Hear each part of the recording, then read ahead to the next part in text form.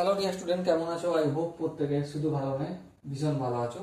স্ক্রিনের ওপর একটা প্রশ্ন দেখা যাচ্ছে। প্রশ্নটা কি বলেছে দেখো, যে 1/tan কিউ, ওকে, প্লাস 1/tan কিউ।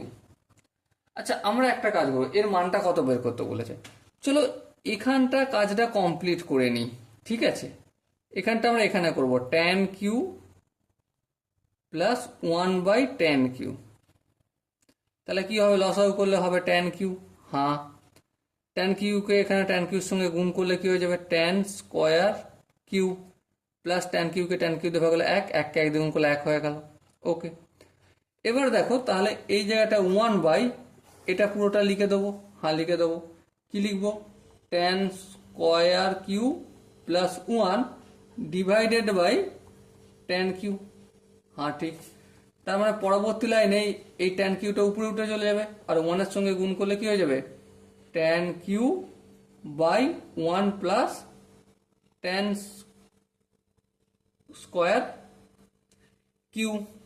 এবার দেখো একটা সূত্র আমরা জানি। কি সূত্র? sec² minus tan² equal to 1 জানি। হ্যাঁ, ঠিক। যদি তাই হয় তাহলে একটা কথা বলো, sec² সমান কি? 1 প্লাস tan²। তাহলে 1 প্লাস tan কিউটা কি হয়ে যাবে বলো? 1 প্লাস tan স্কোয়ার কিউটা হয়ে যাবে sec²কিউ। তাই এখানে লিখলাম sec²কিউ। এবার দেখো tan কিউ মানে কি? sin কিউ/cos Q. ওকে, আর এখানে sec²কিউ এর মানেটা কি? এর মানেটা, এটা যদি উপর দিকে তুলি কি হয়ে যাবে? cos²কিউ।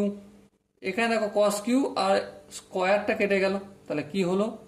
sin Q into cos Q. এখানেই আনসার হয়ে যাবে। ওকে,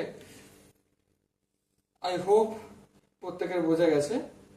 যদি কোনো জায়গায় বুঝতে অসুবিধা থাকে, ডাউট থাকে বা কনফিউশন থাকে, তার জন্য কি করতে হবে? কমেন্টে অবশ্যই জানাতে হবে।